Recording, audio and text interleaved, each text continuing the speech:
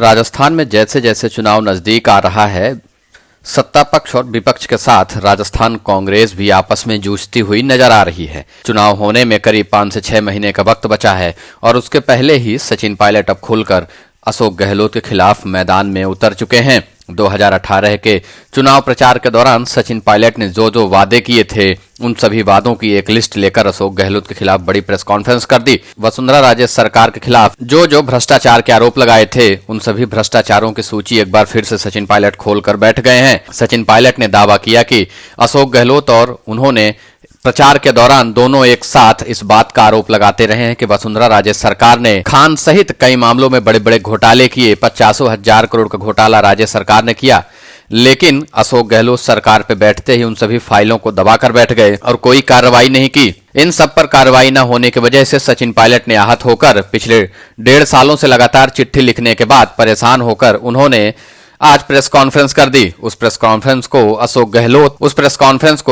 गहलोत और उनके कैंप के सभी विधायक और नेता मंत्री लगातार बैठ के देख रहे थे। सूत्रों का दावा है कि अशोक गहलोत सचिन पायलट के प्रेस कॉन्फ्रेंस में पूरी तरह से विफर गए हैं और सचिन पायलट के खिलाफ अपनी नाराजगी जता रहे हैं। सीएम हाउस के सूत्रों का दावा है कि अशोक गहलोत सचिन पायलट के ऊपर खासा नाराज बताए जा रहे हैं। उनका साफ साफ कहना है कि हमने फाइलों को नहीं दबाया, बल्कि जिन फाइलों पर कार्रवाइयां हो सकती थी, हमने उन पर कार्रवाई करने की कोशिश की है। उन्होंने संजीवनी घोटाले का उदाहरण देते हुए कहा कि हमने गजेंद्र सिंह शेखावत के खिलाफ केस लगा रखा है, तो वहीं संजीवनी घोटाले में जितने भी आरोपी हैं उन सबसे पूछताछ की जा रही है। सचिन पायलट से भी संजीवनी घोटाले के मामले में पूछा गया तो उन्होंने कहा कि जिन पर कार्रवाई हो रही है उनकी क्या बात की जाए।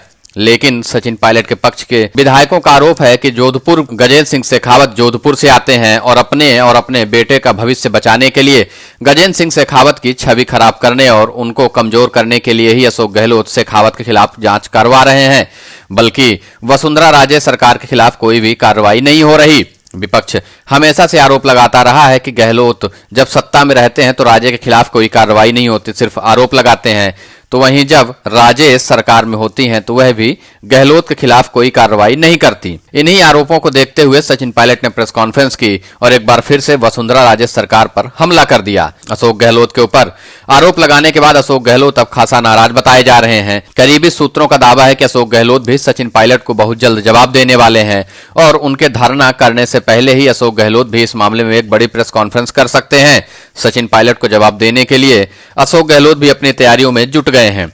वहीं गहलोत के कुछ खास मंत्री सचिन पायलट के खिलाफ अभी से हमलावर हो गए हैं। उनका भी साफ कहना है कि सचिन पायलट ने जो आरोप लगाए हैं वह निराधार है।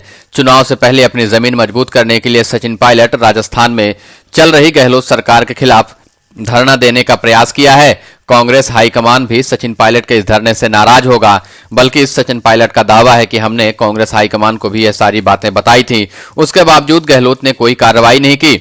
अब उसी सोई हुई सरकार को जगाने के लिए हम धरना प्रदर्शन करेंगे। अब इस धरना प्रदर्शन के खिलाफ गहलोत और गहलोत कैंप के सभी विधायक खासा नाराज बताए जा रहे हैं।